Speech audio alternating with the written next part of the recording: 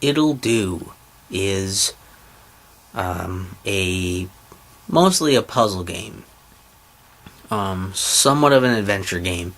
I think it's on multiple platforms at this point. The version I played and the one you'll be seeing is the PC version. I have on Steam. I do know it's on the Wii U. I'm looking to get it there, but this is the version I've played and that you're seeing in front of your face. And that's the one we're reviewing right now. So if you want to see the written review for that, before, after, or instead of this, go ahead and check the link in the description. And hey, I also streamed all of this one, so if you want to see the whole game via streams, that's also up on the channel. And there's not a whole lot of story for this one. This one's mostly just like you sort of just like wake up on this island and start exploring. You just find places to explore. After you go through a tutorial section, you find this shop, and the owner of the shop says that he can fix your raft, but he'll only do it if you can get him this precious artifact. And this artifact is hidden deep within a castle in the game, and so essentially you're kind of tasked with going through these other dungeons to try and get gold, and these items that will aid you in solving puzzles in order to eventually get to the heart of that castle to fight the boss and get the artifact, and then give it back to the item shop guy so you can have your raft fixed and get out, get away from the island. It's pretty simple stuff. It's just mostly a premise to put you through a bunch of puzzles with a bit of mostly self-aware and sometimes fourth wall breaking dialogue. So there's that. The gameplay itself, though, mostly consists of, like I said, solving puzzles. They're mostly akin to, I would say, Zelda puzzles. A lot of those block puzzles where you're pushing blocks around, if you're familiar with that. As many of because essentially most dungeons are consisting of a bunch of different rooms, and the different rooms, you usually have to depress a certain amount of switches, or you have to hit a series of specific types of switches to open up doors and progress through, usually eventually opening up a door to a different room, and then having to solve the puzzle in that room. So there's a lot of puzzles like sliding blocks around in a certain pattern, a certain way, in order to get them to all line up on these different buttons that are in the room. And it often involves there's other times it involves hitting certain switches that can change certain things in the room. Sometimes there's time switches, and you have to hit all of those timed switches before they stop moving. Some rooms or doors require you just to, or barriers or whatever, require you to light things on fire, or put out the fire, or to kill all the enemies in the room. It really varies it up a bit, but most of the puzzles usually rely around some of those things. Those are the most common things you're going to see throughout most of the game, and the main challenge is figuring out how to do those things. Throughout the game, there are a variety of, a very small variety of items you'll get that will help you solve puzzles. You do have just for basic combat. There is some combat. It's not all just doing puzzles. It's still like, you're kind of adventuring a bit and exploring a bit. There's a few optional dungeons, like little like puzzle areas you can go to as well for the exploration bit. Combat's mostly just you're able to swing a stick. Very simple swinging of a stick to try and fight off enemies or hit things. The items you can get are, one of them is a sword. It's a fire sword, so that does more damage to enemies. That can set things on fire.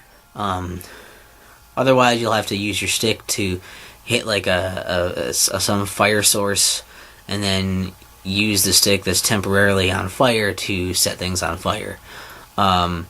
There's like bombs, for instance. You can light bombs on fire and they'll explode and then blow up certain things. So there's that going on. You can also use fire to shatter frozen blocks. So if there's like a frozen block somewhere, instead of just pushing it around, you can hit it with fire, and then you can totally destroy it.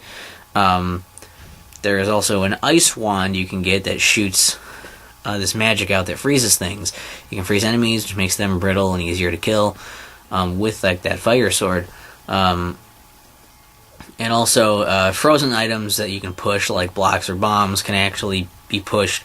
When you push them, they go all the way across the room until they hit an obstacle they can't pass. There's also and the ice wand, I believe, also puts out fires. It says the fire sword can start fires on the certain fire spots. And there's the portal wand, which basically takes up 2 slots, actually. And this wand has two functionalities, because each of these takes up on one of your buttons that you do. Basically, the fire sword replaces the stick. So the portal wand can be used to create a block underneath your feet. It lights up the square there. Then once you move off of that square of the grid movement that you have, because usually blocks move on this grid, then the block will be created. Then you can push the block around. You actually freeze that block and push it around like that. And then the other thing you have is like just the teleportation shot, I guess you could call it. And so whatever it hits, depending on if the thing can be teleported, that thing will teleport to wherever the block is. You can use things like mirrors, or even like freeze a wall and then bounce the teleportation shot off of the temporarily frozen wall to shoot and hit you. And if you hit yourself with the teleportation beam, you'll be teleported to where the block is. I mean, that's most of the puzzles, or like that's most of the things you can do in the game without starting to give away solutions to puzzles and such, which you maybe see some tutorial stuff in the video, I suppose, but there's not a whole lot to explain. It's just that it's those things, and there's a lot of ways you can use them, and the different order of using them and the timing of using them. These things is very it's basically most of the gameplay, and what's there is just using those to solve all of the different puzzles it challenges you with. You don't even need to get all of the items either. I think you can actually beat the game with 2 items minimum, so you can have the different combinations of the 2 items, I think.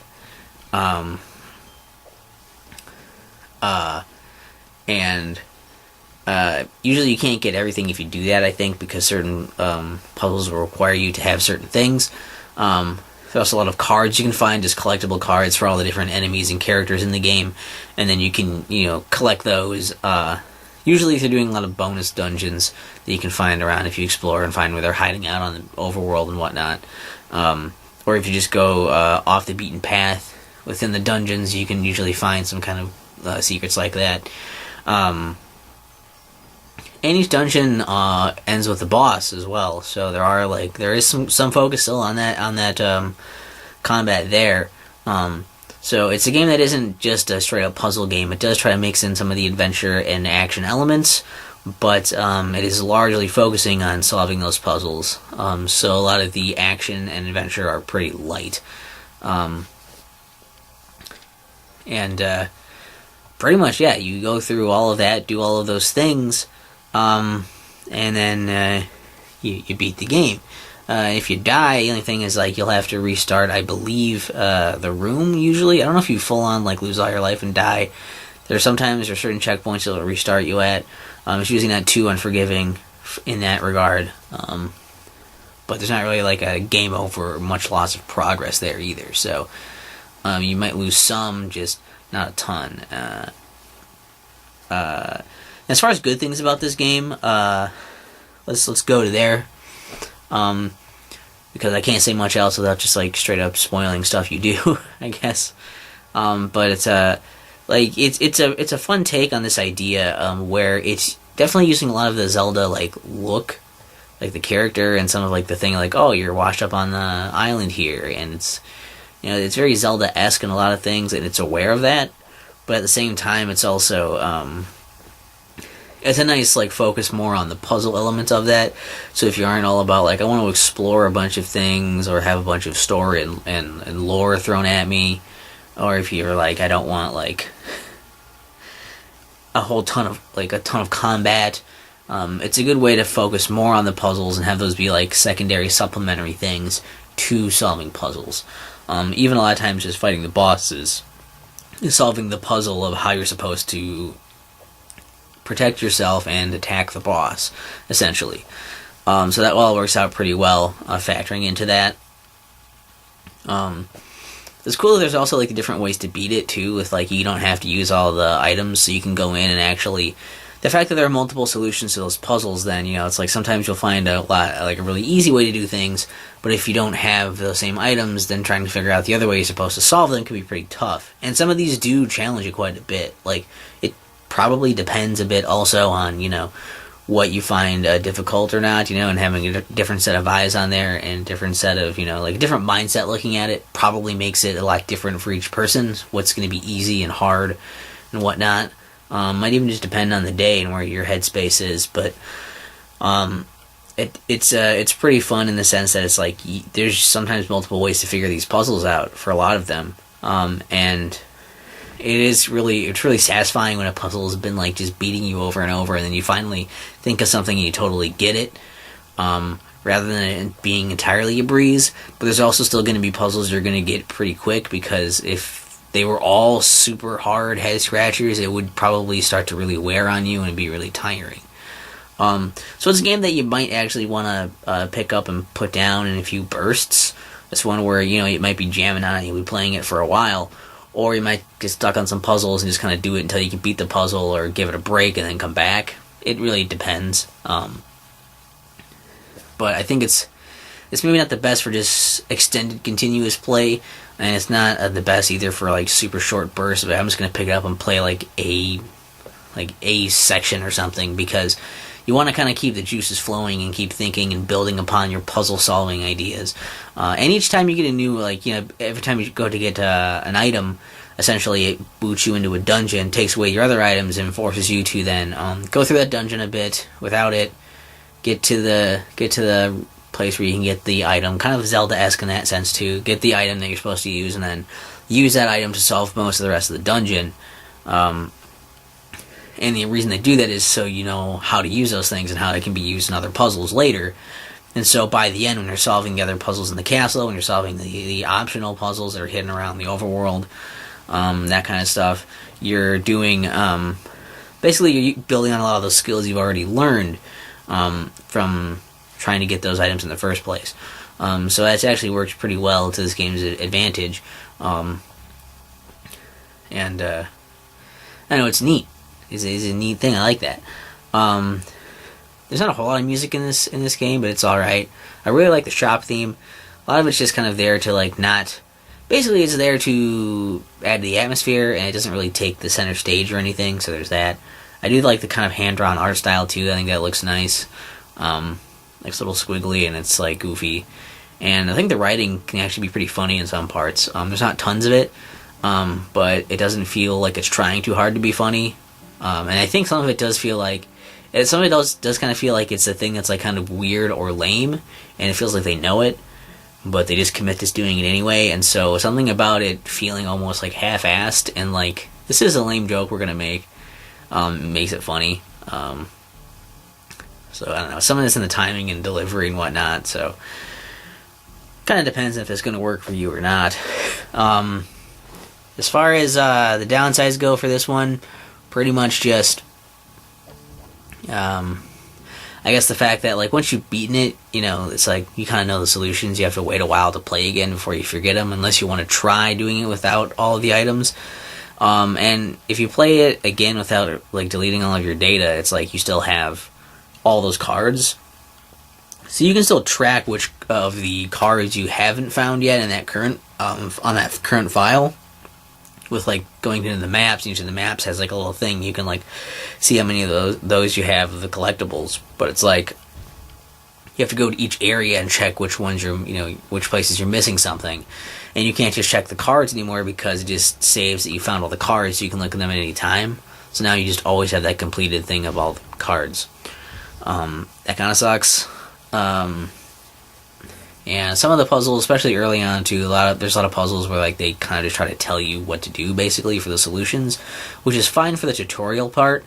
But even some of the later stuff, it felt like there were a couple times when they had to bring somebody up and it was like, do this, stupid. And it was like, okay.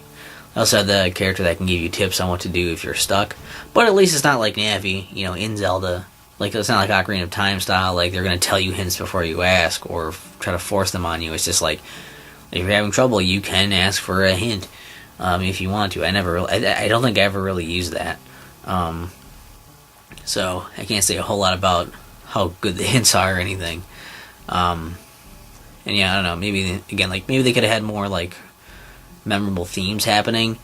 You will kind of get the theme stuck in your head a little bit, but it's because you're just going to be playing in the same dungeons for a while, and it's reuses that music looping over and over. That'd be the reason why.